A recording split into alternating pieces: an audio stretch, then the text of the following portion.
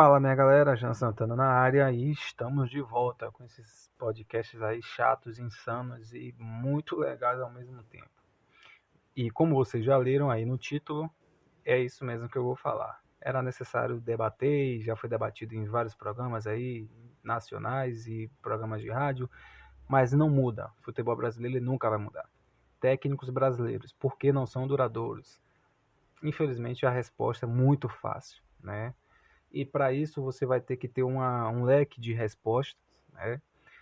E nenhum tipo de explicação, sabe? O imediatismo no Brasil para os técnicos brasileiros, ele é muito gigante. Agora há pouco eu abri o Instagram e vi lá, Daniel Paulista demitido pelo Sport. Menos de alguns dias, a gente tem poucos dias, que o Barroca foi demitido do Coritiba. E por aí vai. A gente tem técnicos que duram 2, 3 anos no cargo brasileiro? Tem. Mas isso é muito raro. A gente vê os técnicos brasileiros durar tanto tempo assim. Eu posso falar aqui o Roger, pelo Bahia, tá? Já vai fazer um ano, já fez, se eu não me engano, um ano e meio. E o Renato Gaúcho, que já tem aí, desde 2016, um belo trabalho à frente do Grêmio. Fora isso, a gente não tem mais outro treinador, se tiver, eu peço perdão, porque no momento eu não lembro. Porque a escassez é tão grande que até para você achar, e se houver um, e você lembrar, é difícil. Então, por que que nossos treinadores ele não é duradouro dentro do cenário brasileiro? E eu não gosto muito de ser repetitivo, mas vou repetir as palavras de um grande comentarista do Sport TV, era da Fox, hoje está no Sport TV, e eu ouvindo um podcast do Cléber Machado, que não era nem tanto sobre os técnicos brasileiros, eram simplesmente por que o futebol brasileiro ele parou de ser tão ofensivo e passou a ser tão conservador. 2019 a gente viu um futebol bastante ofensivo com o Jorge Jesus aqui no Brasil, de um Flamengo bastante avassalador e destemido, com um ataque fulminante, perigoso, mas esse foi unanimidade.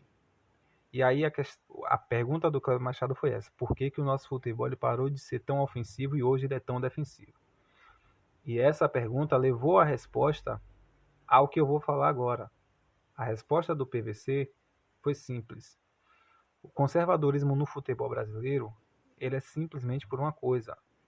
A maioria é medo dos treinadores, dos próprios treinadores, de perderem, e em 5 ou 6 derrotas seguidas, eles cair. E não é clichê, é uma verdade. Se um treinador ele perde 6 partidas seguidas, ele cai. Aconteceu o fato de que um treinador chegou e em uma semana ele foi demitido. Já vi fatos de treinadores irem bem, né? Tricampeão brasileiro, foi o Muricy, 2006, 2007, 2008. Tricampeão brasileiro com o São Paulo, campeão mundial, campeão da Libertadores. Mas quando chegou no ano de 2009, o São Paulo não empacou, ele caiu. O mau resultado ele foi menor do que o bom resultado, porque ele foi 3 vezes campeão brasileiro. E em 2009 ele não teve uma boa campanha. Caiu. Então, as diretorias ela não levam em consideração o que o treinador já fez, ela leva em consideração o que se está sendo feito. Porque a, a, a, o hábito, melhor dizendo, do imediatismo no Brasil, ele é pertinente, ele é visível. Então, um treinador que ele entra com o futebol conservador é um treinador que automaticamente ele tem medo de ser demitido, mas não é do próprio treinador. Isso é uma verdade, uma realidade de todos os treinadores brasileiros, que ele precisa entrar em um jogo, vencer 2, tentar vencer pelo menos 2 seguidos, empatar outro fora de casa, voltar para dentro de casa, vencer de novo, fora de casa vai lá fechado, empata, Dentro de casa ele vai pegar um time com mais potência que ele, vai dar uma segurada, vai dar uma empatada. Mas se chegar o momento dele perder 3 ou 4, o cargo começa a balançar. Levando em consideração também o que se foi dito pelo PVC, ele é da imprensa, o mesmo falou que a culpa dessa dança das cadeiras dos treinadores parte também da imprensa, não só dos torcedores, como também da imprensa, porque a notícia que se é gerada pela imprensa, ela já dá uma notícia meio que, sabe, cobrando. E fulano vai permanecer no cargo. Fulano não caiu. Será que Beltrano cai? Será que se perder amanhã para Beltrano cai? Eu estava assistindo o jogo do São Paulo, se eu não me engano. Foi São Paulo e Bahia. Antes de começar o jogo, eu estava ouvindo a resenha na rádio e a maioria dos radialistas falava: se perder hoje para o Bahia, perder para o Sport e empatar com o Corinthians, Fernando Diniz cai no São Paulo. Então, cada jogo para um treinador é uma sobrevida. Então, a própria imprensa, ela coloca um pano quente, uma palha nessa fogueira para que isso chegue ao ato, né? Para que os dirigentes eles cheguem ao ato. Porque os dirigentes, é lógico, você pode ter certeza, eles ouvem podcast, talvez ele está até ouvindo o podcast do Jancast, ele ouve programas de rádio, porque ele tem que saber como é que está como é que está a popularidade dele. Ele tem que ver como é que está, né? Pô, será que essa rapaziada quer que eu demita o treinador? Será que todos os treinadores ouvem, né? Algum tipo de veículo de comunicação, seja ele rádio, seja ele podcast, seja ele um jogo aberto da vida, um Fox Rádio, tá na área, ele vai assistir, ele vai ouvir alguma coisa, ele vai ter uma noção de como é que tá o cenário para ele lá fora. E a imprensa, ela tem um papel fundamental nisso, sabe? Ela tem um papel, mas esse papel que a imprensa ela exerce, às vezes, muitas das vezes, não sei, sem querer ou até mesmo por querer, já é uma filosofia e já é um costume brasileiro, desde a década de 60, 70 e 80. O treinador ele perdeu 2, 3, ele tem que cair, ele tem que cara, explodir, sumir.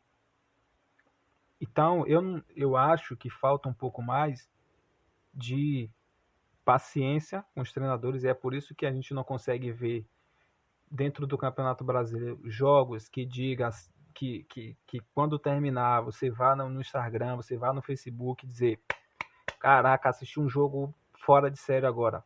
Duas equipes se atacando, duas equipes se defendendo bem. Por que não consegue? Porque hoje o Bahia está jogando com o Roger Machado. Se ele perder para o Flamengo e para o Palmeiras, o Roger Machado pode cair. E aí já vai chegar outro treinador com outra filosofia, modificar as formas de jogar na mente de todos os jogadores ali, já vai improvisar. Um lateral ele vai improvisar no meio de campo, o meio de campo ele já vai improvisar na zaga, o zagueiro já vai improvisar na lateral. O jeito do Bahia jogar já vai ser diferente, já não vai ser mais aquele jeito que as pessoas achavam encantador de 2019, aquela forma de você se defender bem e contra-atacar fulminante como tinha o Bahia. E o Flamengo hoje sofre por isso. A diferença é que na troca do Jorge Jesus para o Domenech, houve uma diferença. A diferença é que o Jorge ele não saiu demitido, ele recebeu uma proposta, que aí também já é outra coisa que eu vou falar. Ele recebeu uma proposta do Benfica, né? Muito tentadora lá, né? A pandemia já está controlada, um dinheirinho a mais por cima.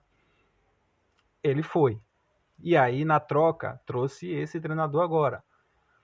Os jogadores, foi necessário fazer uma reunião para conversar com o cara, né? Para entender a filosofia do cara, porque modifica tudo na cabeça do jogador. Os caras estavam uma temporada inteira do ano passado com Jesus, e agora já está o Domi, já está uma filosofia diferente. Então, o futebol, ele muda de tempo em tempo. Cada hora que você coloca um treinador, muda. Por quanto tempo a gente viu o Barcelona jogar o tic-tac? Por muito tempo, porque o treinador era o mesmo. Né? O Guardiola estava ali o tempo todo. Não me lembro quantos anos ele passou no Barcelona, mas sei que foi um bom tempo. Né? Então, o futebol e os treinadores, principalmente aqueles que estão pegando um time em nova era, né?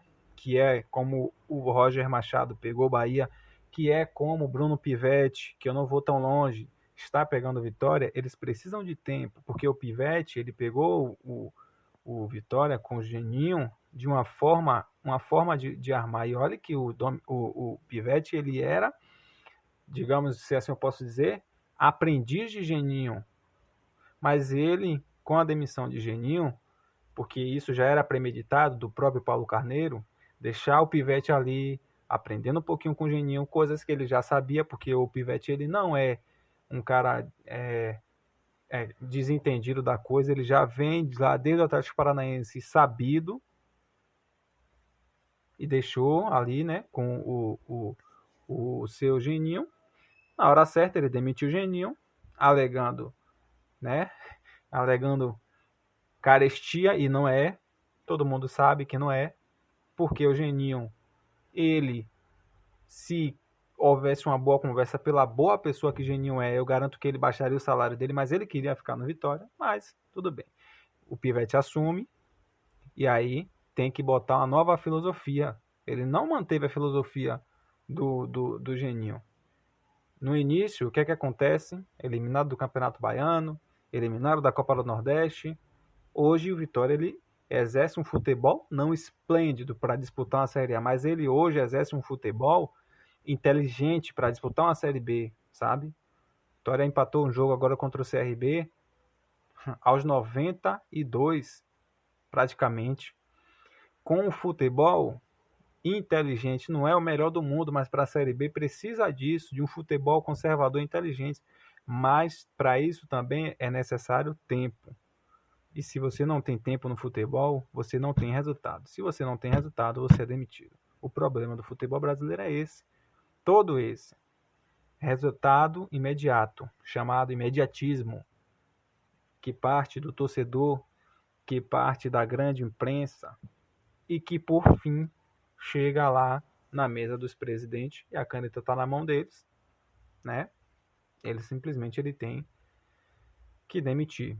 Porque no futebol, os caras não vão cortar a cabeça de 11 ao invés de cortar a cabeça de 1. Ele vai cortar a cabeça de 1 ao invés de cortar a cabeça de 11. E infelizmente é assim. Não é a melhor forma de ser, mas é assim. Eu não sei se daqui para 10, 20 anos a gente vai conseguir ter mudar essa filosofia da gente, porque já vem de muitos anos atrás, mas ou muda, ou o futebol vai continuar sendo a mesma coisa. Joga bem hoje, 3, 4, 5, 6 partidas, joga mal, não tem paciência, demite o treinador, e quando você menos espera, aquele time que estava com um belo futebol, que estava com um futebol brilhante, vistoso, já não tem mais aquela pegada toda. Fica assim a pergunta, pô, será que é dinheiro? Pô, será que os caras estão querendo derrubar o treinador? Não sabe, ninguém sabe.